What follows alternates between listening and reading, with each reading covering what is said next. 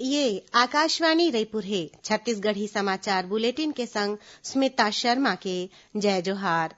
प्रधानमंत्री नरेंद्र मोदी हा स्पष्ट करिन है कि नागरिकता संशोधन कानून और राष्ट्रीय नागरिक रजिस्टर के कोनो विशेष धर्म के लोगन ले संबंध नहीं है। आज नई दिल्ली के रामलीला मैदान में भारतीय जनता पार्टी के एक ठन विशाल रैली में श्री मोदी हा कहिन कि यह कानून के उद्देश्य पड़ोसी देश के वो अल्पसंख्यक मन ला भारत के नागरिकता देना हवय जौन मन हा उत्पीड़न के शिकार होके यहाँ आए हवय। प्रधानमंत्री हा विपक्षी दल मन ला चुनौती दिन कि ओमन हा मौजूदा सरकार के प्रयास में कोनो भी प्रकार के भेदभाव ला साबित करें। बिलासपुर के पुराना बस स्टैंड में सर्वदलीय मंच के बैनर में आज नागरिकता संशोधन कानून के समर्थन में रैली निकालेगी। ये मौका में मंच के सदस्य मन हा कहिन कि नागरिकता संशोधन कानून ला लेके अफवाह फैलाए जावत है। सर्वदलीय मंच हा लोगन ले आह्वान करिन है कि ओमन हा ये कानून के शांतिपूर्वक समर्थन करें। प्रदेश में नगरीय निकाय चुनाव पर काली होए मतदान में करीब 70% मतदाता मन हा अपन मताधिकार के प्रयोग करें। फिर मतदान के प्रतिशत के अंतिम आंकड़ा अभी आना बाकी है। प्रदेश के 151 नगरीय निकाय के 2840 वार्ड में पार्षद पद के निर्वाचन पर 10,168 प्रत्याशी मन के भाग्य मतपेटी में कैद हो गए हवय। मतदान के बाद मतपत्र और मतपेटी मन ला आने जिला मुख्यालय में स्थापित स्ट्रांग रूम में कड़ा सुरक्षा व्यवस्था में रखेंगे हवय। मत के गिनती और चुनाव परिणाम की घोषणा परसों 24 दिसंबर के होही। राज्य निर्वाचन आयोग के मुताबिक नगर पालिक निगम रायपुर के वार्ड क्रमांक 32 के मतदान केंद्र क्रमांक 399 में काली 23 दिसंबर के पुनर्मतदान कराए जाही। ये मतदान केंद्र में गड़बड़ी के शिकायत के बाद पुनर्मतदान कराए के फैसला ले गे हवय। जीएसटी परिषद हा वस्तु और सेवा कर दर में बदलाव में वार्षिक आधार ऊपर विचार करे के फैसला ले है।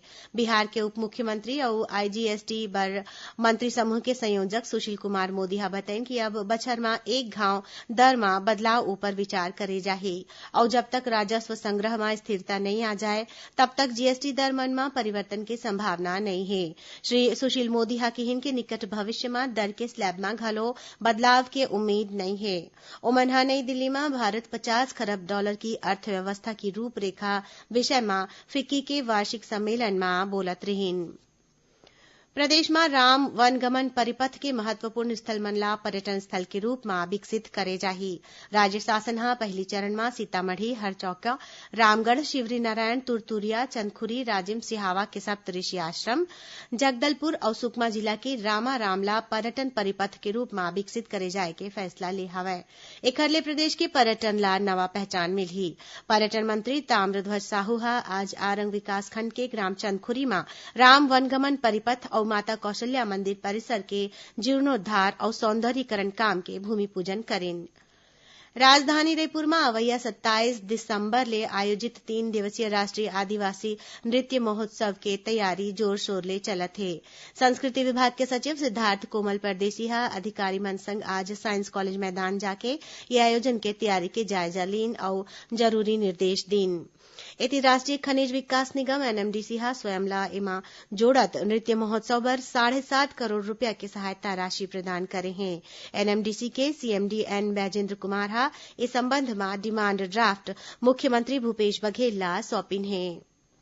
सुनैया मन ला बतादन की समसामयिक विषय ऊपर आधारित हमर साप्ताहिक कार्यक्रम बातों बातों में मां एदरी मिशन इंद्रधनुष ऊपर केंद्रित रही। मिशन इंद्रधनुष पाछू 2 दिसंबर ले देश भर में शुरू हो गया हवय। एमा छत्तीसगढ़ के 60 ठन जिला ला घलोक शामिल करेगे हवय। एमा आने बीमारी ला रोके खातिर लगाए जाने वाला टीका के बारे में जानकारी लेबर आकाशवाणी समाचार हा गोठबात करे है राज्य टीकाकरण सलाहकार डॉक्टर हितेश ढोड़ी ले। ये गोठबात के प्रसारण आज रतिहा 8:30 बजे आकाशवाणी केंद्र रायपुर ले करे जाही। एला प्रदेश के आकाशवाणी के सब्बो केंद्र मन हा एक के संग्रह रिले करही। मुख्यमंत्री भूपेश बघेल के मासिक रेडियो वार्ता लोकवाणी के 6वां कड़ी के प्रसारण अवैया 12 जनवरी के होही। एकर प्रसारण छत्तीसगढ़ के आकाशवाणी के सब्बो केंद्र एफएम और क्षेत्रीय न्यूज चैनल ले करे जाही। ए रेडियो वार्ता बिहनिया 10:30 बजे शुरू होही। लोकवाणी में ए बखत के विषय सेवा का 1 साल राखे गे हवय। इस संबंध में कोनो भी मनखे आकाशवाणी रायपुर के टेलीफोन नंबर 077-124-3050 में 23, 24 और 25 दिसंबर के मंझनिया 3 ले 4 बजे के बीच फोन करके अपन सवाल रिकॉर्ड करा सकत है। एकरे संग छत्तीसगढ़ी समाचार बुलेटिन यहीं सिरावत है। जय जोहार।